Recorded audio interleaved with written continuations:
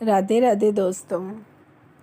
Let go करना हमारी उस क्षमता को दर्शाता है कि किस प्रकार जो भी चीज़ हमारी आत्मा के लिए सही या हेल्दी नहीं है, हम उसे छोड़ सकते हैं।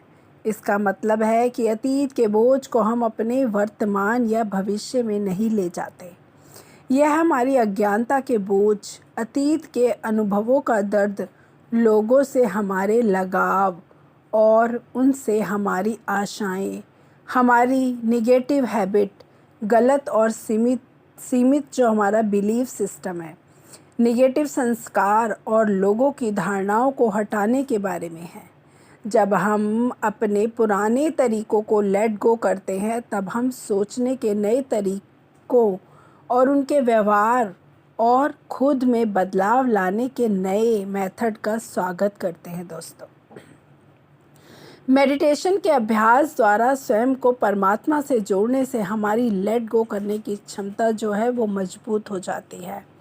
जब हम इस बात से जागरूक होते हैं कि मैं एक आत्मा हूँ, ना कि एक शरीर, या जो भी भूमिका मैं निभा रही हूँ, तो लोगों के साथ रहते हुए और चीज़ों को इस्तेमाल करते हुए भी हम उनसे अटैच नहीं होते और ना ही हमें उनसे छूट जाने का कोई भी भय होता है। हम एक ट्रस्टी की भांति अपनी भूमिका अदा करते हैं, क्योंकि हम ये समझ जाते हैं कि कोई भी या कुछ भी हमारा है ही नहीं। साथ ही हम ये भी समझ पाते हैं कि लोग हमारे जीवन में एक साथ मिलजुल कर रहने के लिए आते हैं, और जिन भी चीज़ों का इस्तेमाल हम करते हैं ना दोस्तों, वो बहुत ही ग्रैटिट्यूड और केयर के साथ करना चाहिए। हमारे लिए ज़रूरी है कि हम अपने गलत विचारों, अपनी मान्यताओं और संस्कारों को लेट गो करें।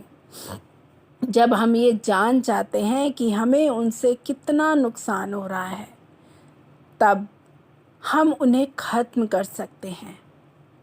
हम लोगों से अपनी आशाएं और उम्मीदों को भी इस समझ के साथ छोड़ सकते हैं कि अलग अलग संस्कार और कार्मिक अकाउंट के चलते लोग हमारे अनुसार नहीं हो सकते।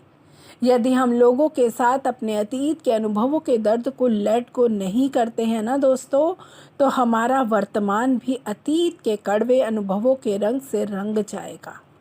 यही कारण है कि जब भी हम उनसे बातचीत करते हैं, तो उनके पिछले व्यवहार के फिल्टर के माध्यम से ही उन्हें समझते और जज भी करते हैं। अतीत की परिस्थितियों के कड़वे या जो उनकी अप्रिय भावनाओं को पकड़ कर रखने से हमारे घाव जो हैं वो और भी गहरे हो जाते हैं। लेट गो करना माना निगेटिव एनर्जी के एक ऐसे बोझ को छोड़ना जो दिन प्रतिदिन समय के साथ साथ भारी और मजबूत होता जाता है, फिर हमें नीचे ले जाता है, जो नीचे लेकर आ जाता है।